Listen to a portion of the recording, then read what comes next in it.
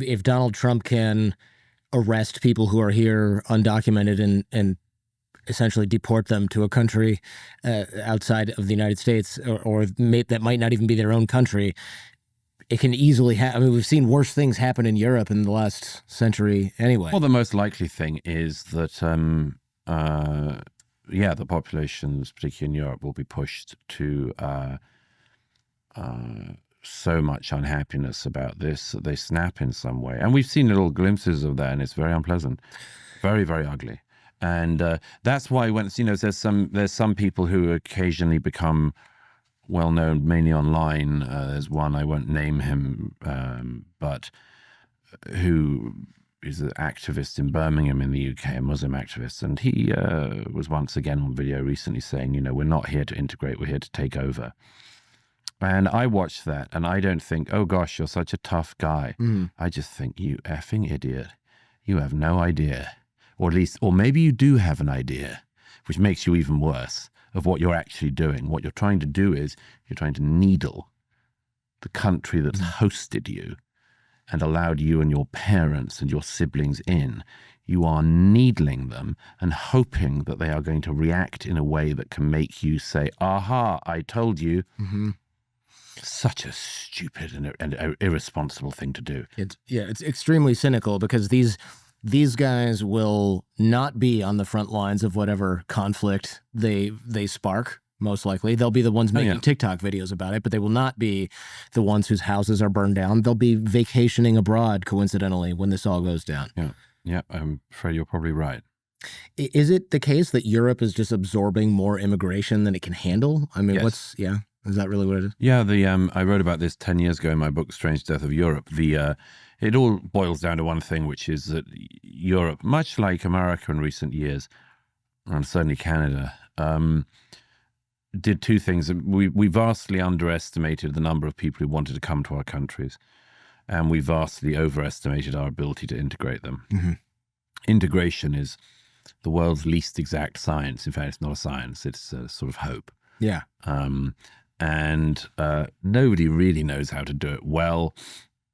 All you can do is have a moderate, sensible immigration policy with low enough numbers from similar enough societies, and kind of hope it goes along okay. And that's not what Europe has done. No. We've just, I'm afraid it's, I think it's a rather bleak future in Europe in the short term. It sure seems that way. I grew up in Michigan. We had Russians, Polish people, Jews, Germans. I'm probably forgetting a couple dozen different groups that I grew up with. And then in other parts of town, we have Dearborn, which is like the largest collection of Middle Easterners outside of the Middle East. So it's everyone from Lebanese, Egyptian. I mean, it's just everybody. And there's a lot of assimilation, but there's also just a lot of, it seems like as time has gone on, there's less so. I mean, I can't tell you, my whole family and all their friends grew up Polish. Not one of them, I mean, maybe one or two of them spoke Polish. Maybe they kind of understand a little bit of it. They'll say they're Polish if someone asks. They'll have dinner at the Polish American Club if there's a wedding or some kind of birthday party. It's not the first thing on their business card. But I've seen even now, Dearborn, where I had a ton of friends grow up, they were Muslim, but it was kind of like, we have different holidays. Now it's like, this is my whole personality. Yeah, because I'm afraid it's something I'm very familiar with because, for instance, I saw the other day, there was a video of a council in Dearborn, a council meeting, in which a member of the public, happened to be a white man, objected to the fact that one of the streets locally was going to be named after a dead Hezbollah terrorist. Yeah. Not good. I mean, it's not good at the point at which you're naming your streets after terrorists. And when this man objected to this, the Muslim council member said, you should leave this place. We don't want you here. You're a bigot. You're an Islamophobe. And again, you think, it seems to me to be very unwise to say to an American from an area, if you are from a community that has very recently moved in, F off, bigot. It's like, don't do that. You don't know what you're going to awaken. But I'm afraid that what I'm familiar with in it is that what happened in Dearborn is the same thing that's happened in multiple cities I know across Europe, including in Britain. It's to do with what I always call the three things about the immigration. It's about the speed of immigration, the numbers you allow in, and the identity of the people you allow in. And if you allow in a lot of people who are similar to you culturally or have the same presuppositions about the nature of the society, and if you do it slowly and you do it in moderate numbers, they will integrate over time. But if you bring in large numbers of people from very disparate cultures very swiftly, they will not integrate, and in fact, they're more likely to stick together, not learn the language, not want to integrate, because why would I? I've got my community and it's getting stronger and more visible. And that's why in America, as in Europe, we now have openly sectarian politicking of the kind that I think Zohran Mamdani has played to, that Ilhan Omar has played to. I think that stuff is shocking or bewildering a lot of Americans who don't quite realize what is going on. But I just point to them to many cases of this in Britain and Europe because it's very, very familiar terrain. So this is probably a dumb question, but this is worse now, right? This is not me imagining when I was a kid that everything was a little bit more moderate and better, because that's what it seems like to me. That's why I keep bringing up these examples. Like, my best friend was Amir Shahida. We ate dinner on the floor. I said it was weird. His parents said no, we'd just do different things and it's fine and we're all Americans, yada yada. And his dad became a doctor. I mean, it's like, it all just seemed very normal to have this melting pot of different people, and they all became Americans, and we were all happy with that. Or am I delusional because I was 10 years old? Well, you certainly wouldn't have been fully formed as an intellectual being at 10, I'm sure. But I think that I think your perception is correct. But I think that there are two things that have happened simultaneously. One is the subject we were just talking about. The other is the turning on the American story, which has happened in your lifetime and my lifetime. And it's again replicated from the turning in Britain against the British story, the turning in Europe against the European story, the turning in Canada against the Canadian story, and the turning in Australia against the Australian story. All of these societies that are suffering these pangs and pains from the migration policies of recent governments of left and right are also going through a period of self-abnegation. That is, the turning from their national story, our national stories, from a story of heroism and pride into one of shame. And that is very recent. And there's a pleasant way you could spin it, which is, as more people come into our societies, we are welcoming societies. By the way, that's why people come, in part, not entirely, but in part. Like, nobody is trying to break into the Communist Party of China's terrain. Generally not. No. Nobody is trying to break into Sudan for a good life. North Korea, people usually go in one direction. Right. So it is actually the case, and we should recognize it, and it is an evidence of our decency that we are correctly perceived to be people who, for instance, do care if we're accused of racism or bigotry. We do care if we're accused of being jingoistic or something. But so the sort of the nicest interpretation of why this has happened is we wanted to be able to absorb people from a very wide array of backgrounds. And so what we did was effectively dilute our national identity and culture a bit, dampen it down a bit in order to be more embracing. And so that's the nicest characterization of it, which is possible. It's certainly possible with some people, just like decent, well-minded, liberals, you know.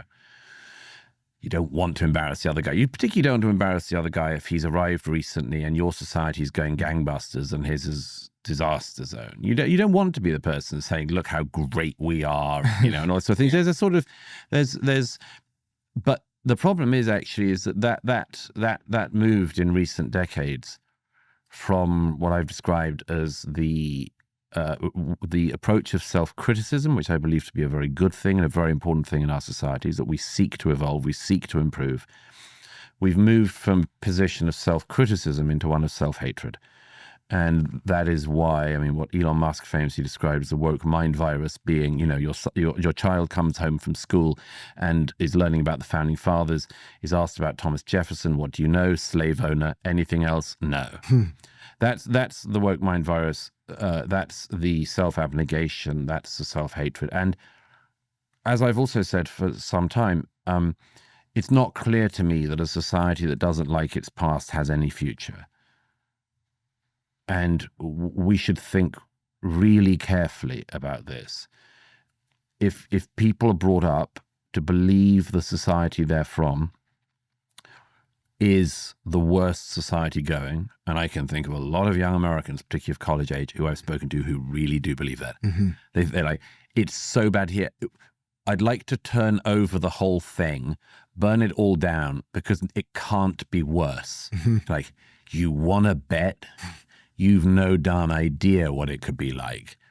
But that attitude of self-hatred, and it's not quite self-hatred because the people who feel intense self-regard at the same time, because they're the ones who are the keepers of the true flame in some way, the ones who are uniquely self-flagellating, the world champions at self-flagellation, except really they're beating the crap out of someone else and not themselves. Mm-hmm. They've managed to keep their own egos perfectly well. But that attitude is profoundly destructive. And it's perfectly obvious also you can't integrate anyone into a society that hates itself. Because why would you? If I moved to a country that seemed to be working much better than my own country of origin, and I discovered that the country in question wanted itself to be beaten the hell out of and had forgotten its safe word, I don't know why I wouldn't join in the flagellating of them. Mm-hmm. Or just think, God, you're all pathetic and awful. I'm going to do my own thing. Yeah, that's completely understandable. That's well put and completely understandable. It reminds me, I did a live show. This not in person, but like a live radio broadcast using some app a few years ago. And I remember talking about going to North Korea a few years ago and running tours there, and then talking about Iran, and this guy who he called in and said, "Isn't it a little ethnocentric?" The thing I said, "What are you talking about?" He said, "Oh, you're putting judgment on the way that the Iranian government is run by the Ayatollahs and the North Korean government." Ethnocentric. I didn't realize it was up for debate that the United States didn't have a better system than North Korea and extreme theocratic Iran. I didn't realize that was like sort of my first.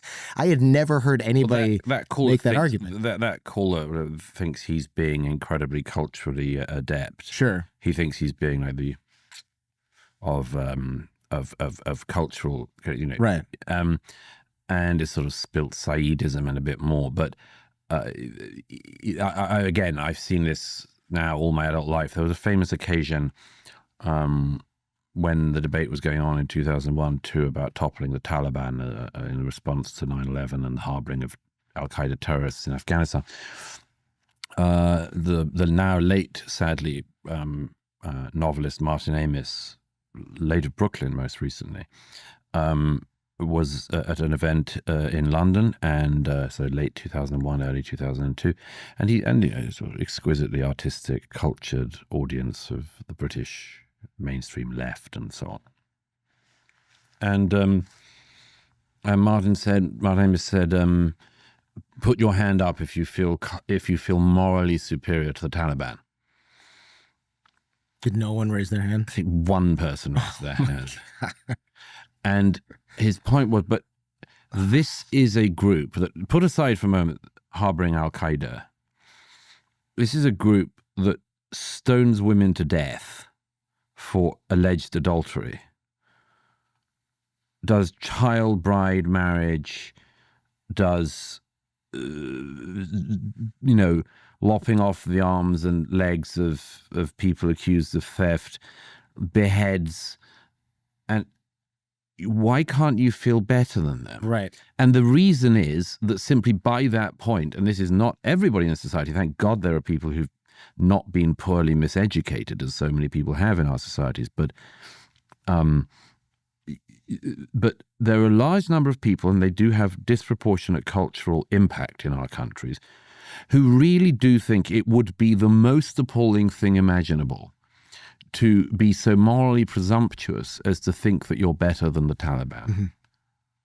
Whereas if you say, oh, well, we've all done our, it's a terrible thing. I mean, look at the, and so on. Right. It's the equivalent in the United States is, well, they don't have freedom of speech in North Korea. Oh, well, we're trying to ban TikTok. So, 6 of one, half dozen of the other. You see that all the time. You see that all the time. It comes from a deep, it comes in its best form, as opposed to the self-flagellating form. It comes from a desire not to be seen to be somehow tub thumping, flag shagging.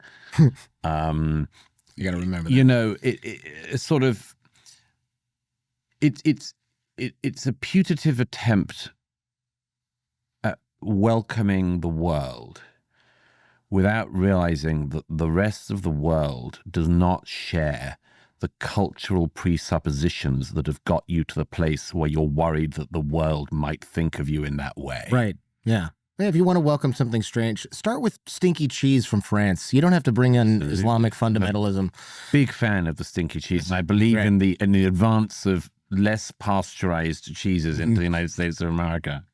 Cheese aside, is assimilation still possible, or is multiculturalism now just kind of inevitably the norm forever? My belief is that it is possible, but we don't know in what numbers and with whom and where. But I do think that what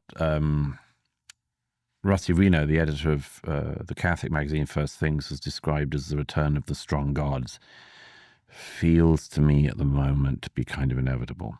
And what that means is that the integration, multiculturalism thing has so visibly not worked to the extent that we hoped it would. It can be over-egged to the extent to which it's been a failure, because it hasn't been a total failure. It had some successes. But it's been, if you end up wanting to sort of work out the swings and the roundabouts, or the pluses and the minuses, my suspicion is that a lot of people are seeing more minuses than pluses. They're not, for instance, in the UK at the moment, thrilled that the UK should have brought in Jihad al-Shami's family from Syria, and that Jihad was the son's name, possibly a giveaway. Maybe we don't need a lot more jihads. And that his father celebrated October the 7th and so on. More people this week than last week will be thinking in the UK, I'm not sure if we needed the dad and the rest of the family, because they gave us literally jihad.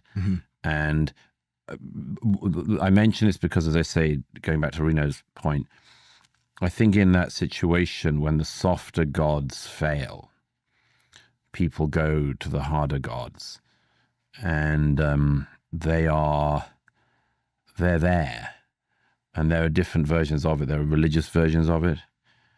I think you can see it in an element of Christian revivalism in the United States, and I think you can see it in elements of Jewish revivalism in the United States. I think that you also see it in a sort of resurgent rebellion against the cultures of self-abnegation.